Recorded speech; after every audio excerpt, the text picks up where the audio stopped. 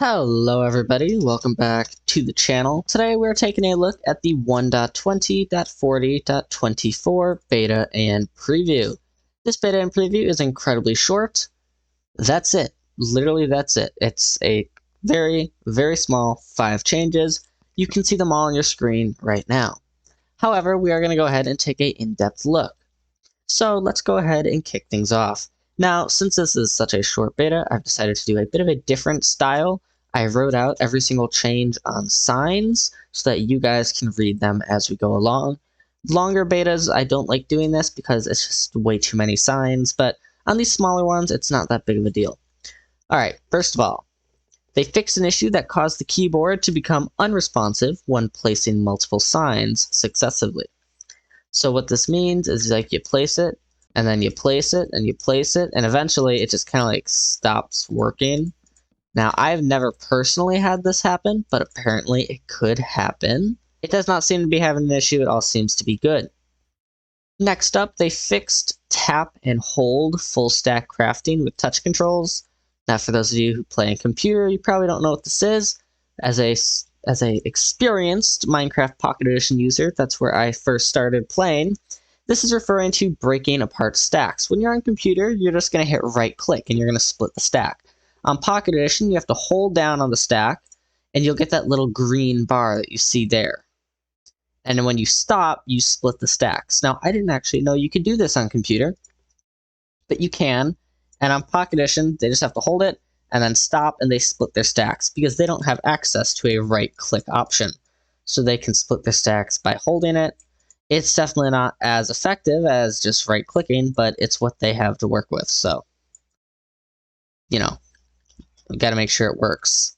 Thirdly, buttons and some other non-full blocks once again prevent spiders and other mobs from spawning on them and on adjacent blocks. Now, what this is referring to is spiders spawning on buttons mainly, and like it said, some others. It doesn't list what the others are, but mainly buttons. Now, when you make a mob farm, you go ahead and say you're making a creeper-only farm. I'm sure this design will look familiar to you. You set up something with fence posts like this to prevent spiders from spawning and allow creepers to spawn.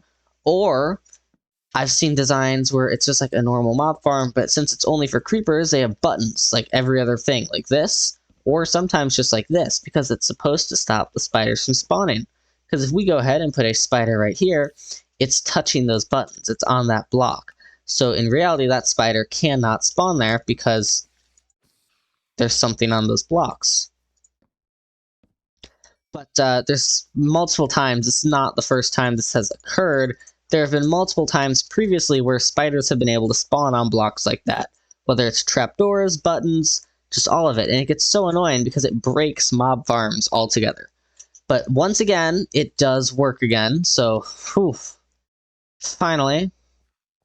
I don't recall it being broken recently. I think this was just in a beta thing, but yeah, this is a bug that happens and breaks a lot. Alright, last two.